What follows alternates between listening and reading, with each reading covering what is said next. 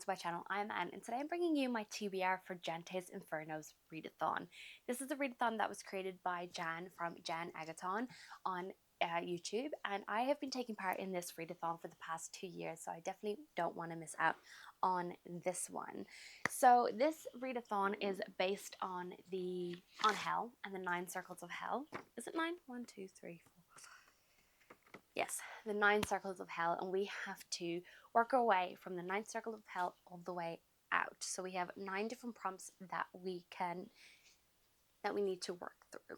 So this readathon is starting on the 6th of Feb and going all the way to the 13th of Feb. So I'm very, very excited to get into this one. Make sure to check out Jan's channel down below, and I'll link her announcement video down below as well. But I have doubled up on some of these prompts, and I'm hoping that I can maybe read more, but these are the ones that I'm definitely hoping to get to, because these are ones that I've been meaning to read for a long time, and in preparation for continuing series and arcs, and also author interviews for the Broke Book Girls podcast. So the first prompt is a backlist book, and what I'm going to be choosing is Into the Drowning Deep by Mira Grant. I don't really know why I'm choosing this one, but I've decided to choose this one. This is one that I've had on my TBR for ages, and this is Shauna Maguire's other pen name, and this is her horror side of her writing. I'm not 100% sure. I know it's Killer Mermaids. That's all I really know. So let's read the synopsis. 7 years ago, the Arcticata set off on a voyage to the Mariana Trench to film a mockumentary bringing to life ancient sea creatures of legend. It was lost to sea with all hands. Some have called it a hoax, others have called it a tragedy. Now a new crew has been assembled, but this time they're not out to entertain. Some seek to validate their life's work, some seek the greatest hunt of all, some seek the truth. For the ambitious young scientist Victoria Stewart, this is a voyage to uncover the fate of the sister she lost. Whatever the truth may be, it will only be found below the waves. The secrets of the deep come with a price. So I know that there is a little prequel novella that you should read before this, and I definitely will be checking that out as well. But I'm very, very intrigued, because I've had this on my TBR for a long, long time, and I've had it on my shelves for even longer. The next prompt is Dark Premise, and I'm going to be doubling up that one with prompt number 3, which is part of a trilogy. And the book that I'm going to be reading is Half City by Kate Golden. I've got this as an arc for NetGalley, and it's publishing soon, so I'm hoping to get to it during this readathon so I can get ready for it. But from what I've seen and researched, it is going to be a trilogy. Just book 1 isn't out yet. But this is Welcome to Harker Academy for Deviant Defense. Keep your daggers sharp and your wits even sharper. Viv Abbott is an average 21-year-old girl. She lives in an expensive city where the rent is too high, works long hours at a thankless job, and is dating a guy she doesn't even like in the hopes of winning her prickly mother's approval. She just also happens to be a demon hunter. Ever since her father's murder, she's been forced to hunt deviants alone, meaning everyone, including her family, sees her as an outsider.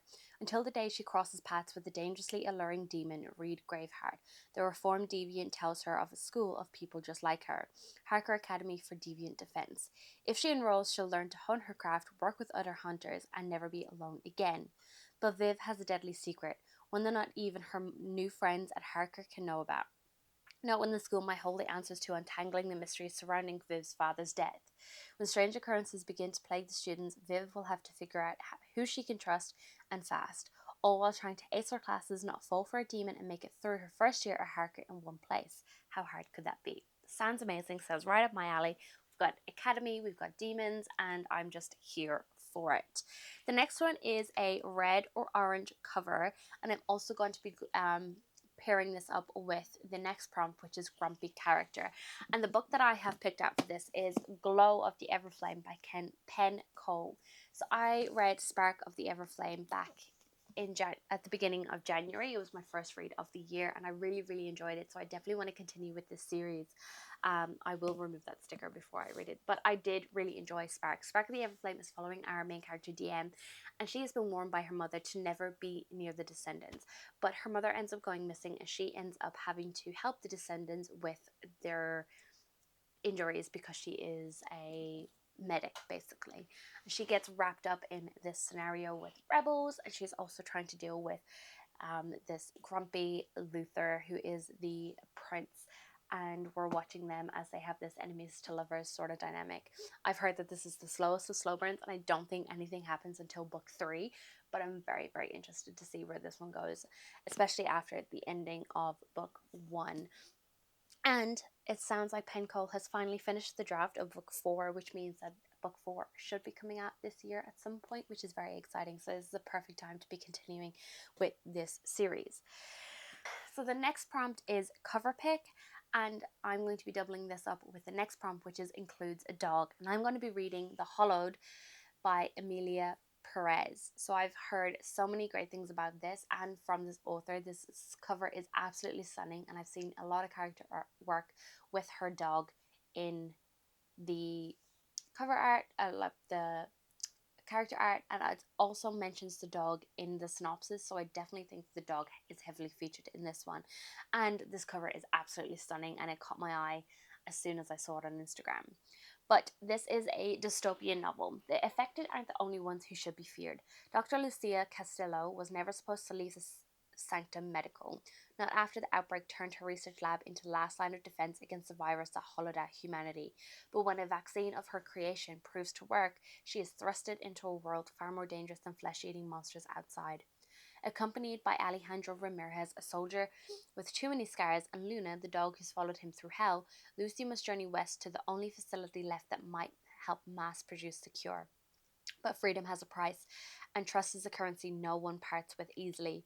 Prometheus, the institute that raised and educated her, claims to serve the greater good, but as Lucy digs deeper, she begins to realize that not everything is as it seems, and sometimes the greatest threats come from the very people who swore to protect you. The Hollowed is a heart-wrenching tale of love, resistance, and what it means to fight for something bigger than yourself, even after everything's already been lost. Sounds amazing, and I cannot wait to read this one. I pre-ordered it, and it's been sitting on my Kindle since it was released. The next prompt is genre that you're passionate about, and I'm very, very passionate about dark romance, so I'm very excited to get to this one as well, and that is Caught Up by Navisa Allen. If you've watched a bunch of my TBR videos from 2025, I've talked about having this book on my TBR. I put it on my TBR like every month since it came out, and I still haven't read it. It is on my 2026 TBR, so Jante's Inferno is finally time that I read this freaking book. This is book 2 in the Into Darkness series, following on from Lights Out. But this is following Ali's cousin from book 1, Junior. And this is a slow burn second chance romance, I'm pretty sure. So I want this woman, and I'm a man who always gets what he wants. Nico, Junior Troshi, knows Laura Marchietti is off limits. Men like him don't get to have women like her. It's why he pushed her away in high school and still keeps his distance. But Junior follows Lauren online, and now that the shy, bookish girl he remembers is gone, he can't stop obsessing over the strikingly beautiful woman who has taken her place. He's ruthless, a walking red flag. Good thing, red is my favorite color. Lauren, Lo Marchetti, knows Junior is dangerous. He broke her heart once and she won't let him do it again.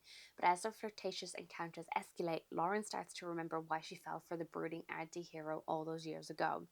And as old obstacles resurface, Junior and Lauren are forced to face their true feelings for each other and decide just how far they're willing to go for a second chance at love. I cannot wait, but I'm also scared to read this one because I loved Lights Out so much. So I'm kind of scared about this one, but it's about time that I read it. And then we have one more book, Can't Double Up, and this is the one that is in preparation for a author interview for the Broke Book Girls podcast. So it's called In Stasis, and it's by Ashley Peters. And this is another, it seems dystopian. It's 240 pages, so hopefully that I'll be able to fight through this one a little bit quicker.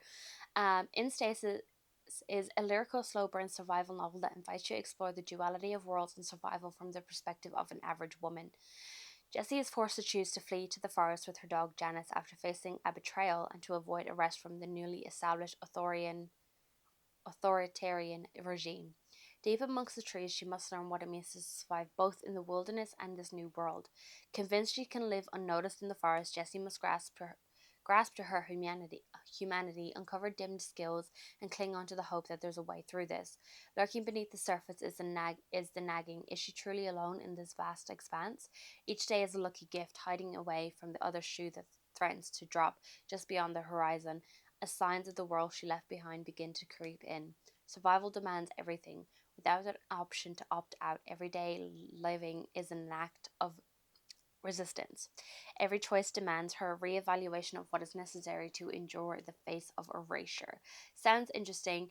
It was hard to read that because there was a lot of words that were connected. There was like some grammatical errors in that synopsis, but that is okay. I'm very interested in this one, and I'm very excited to have a conversation with Ashley Peters about this book and everything and how it relates to the world that we're living in right now. So that is my TBR. I will be definitely vlogging my experience while doing this readathon like I do every single year. So make sure to keep an eye out for that.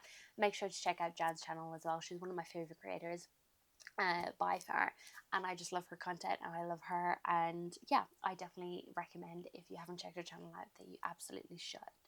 Massive thanks to Jan for creating this readathon and allowing me to take part for 3 years in a row now. I'm very, very excited, and I am hoping that hopefully I don't have to double up on as many prompts, and I can get some other books fitted into this readathon as well. But it is a week, so I can only fit so much in, especially working full time. But if you like this video, make sure to give it a like, comment down below if you're taking part in Jante's Inferno readathon, and let me know what books you're going to be reading for it, and subscribe if you want to see more content from me.